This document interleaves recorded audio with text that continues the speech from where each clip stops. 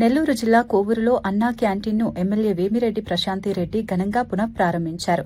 ఈ సందర్భంగా మాట్లాడుతూ కూడు నీడ గుడ్డ అని నినాదంతో తెలుగుదేశం పార్టీ విలువలను ప్రతిబింబించేలా పేదలకు ₹5కే నాణ్యమైన భోజనం అందించాలనే లక్ష్యంతో ఈ క్యాంటీన్ను తిరిగి ప్రారంభించామని తెలిపారు.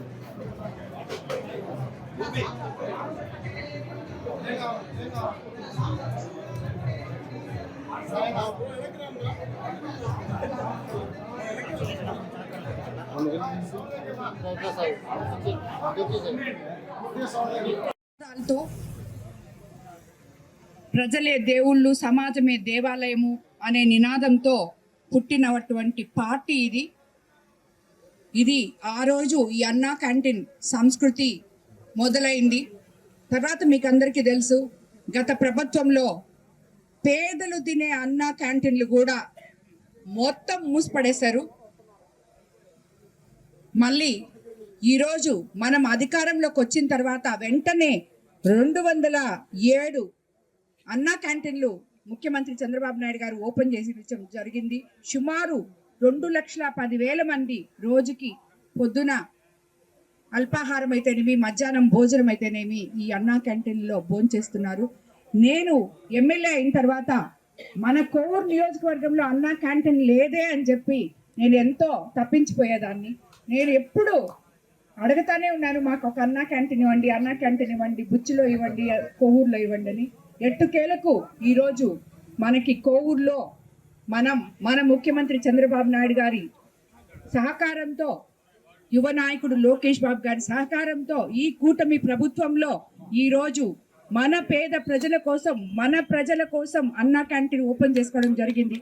అక్కడ ₹5కి వాళ్ళు ప్లేట్ నిండా భోజనం పెట్టుకొని ఈ భోజనం ఎంతో బాగుంది అని 3 కూరలతో, మజ్జిగతో, స్వీట్తో, అన్నంతో వాళ్ళందరూ వేడివేడిగా పొద్దుననంగా, అంటే ఈ కోవూరు కాన్స్టిట్యున్సీకి చుట్టుపక్కల ఎన్నో ఊర్లు ఉన్నాయి, అన్ని మండలాలు ఉన్నాయి. కానీ పొద్దుననంగా వాళ్ళు ఈ టౌన్కి పనికొస్తారు. ఇక్కడ ఎదురుగా తాలూకా ఆఫీస్ ఉంది, అక్కడ హాస్పిటల్ ఉంది, అలాగే వీటన్నిటి కోసం వస్తారు, లేదు పనుల కోసం వస్తారు. అలాంటి వాళ్ళు మళ్ళీ మధ్యాహ్నం లోపల ఇంటికన్నా వెళ్ళాలి, లేకపోతే